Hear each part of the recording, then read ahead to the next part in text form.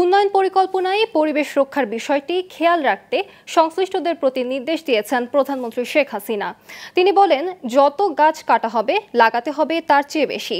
সকালে বঙ্গবন্ধু আন্তর্জাতিক সম্মেলন কেন্দ্রে বিশ্ব পরিবেশ দিবস, বৃক্ষরোপণ অভিযান ও বৃক্ষ মেলা উদ্বোধন অনুষ্ঠানে তিনি এসব কথা বলেন। শেখ হাসিনা বলেন, দেশ, মানুষ ও প্রকৃতির সুরক্ষায় সবাইকে গাছ লাগাতে হবে।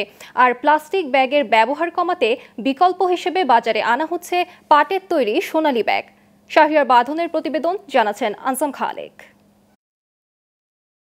বুধবার সকালে বঙ্গবন্ধু আন্তর্জাতিক সম্মেলন কেন্দ্রে বিশ্ব পরিবেশ দিবস, বৃক্ষরোপণ অভিযান ও বৃক্ষমেলা উদ্বোধন করেন প্রধানমন্ত্রী Sheikh Hasina. Bangabandhu award for wild life conservation, জাতীয় পরিবেশ পদক, বৃক্ষরোপণে প্রধানমন্ত্রীর জাতীয় পুরস্কার প্রদান ও সামাজিক বনায়নের উপকারভোগীদের মাঝে লভ্যাংশের চেকও প্রদান করেন তিনি।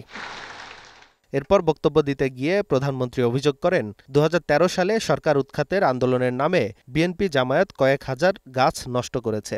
পরে সরকারের বিভিন্ন পদক্ষেপে এখন বনায়নের পরিমাণ উন্নীত হয়েছে ২৫%। সরকার উৎখাতের আন্দোলনের নামে অগ্নি সন্ত্রাস করে মানুষকে যেমন হত্যা করা আর বৃক্ষ নিধন করা, লক্ষ লক্ষ বৃক্ষ তারা কেটে ফেলে দেয় জামাত, বিএনপি এরা সেই সময়।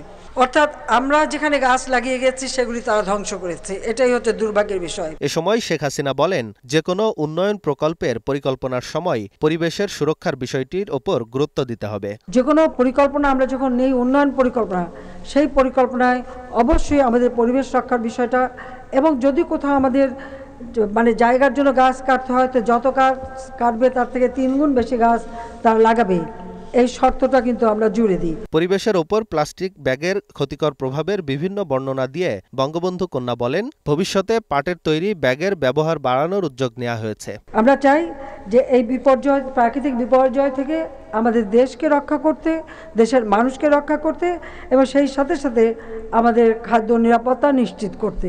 সবাইকে আমি একটা অনুরোধ করব, অন্তত আপনারা নিজেরা প্রত্যেকে যেখানেই পারেন গাছ লাগান। দেশের ও জনগণকে সুরক্ষিত রাখতে সবাইকে গাছ লাগানোর আহ্বানও জানান প্রধানমন্ত্রী শেখ হাসিনা।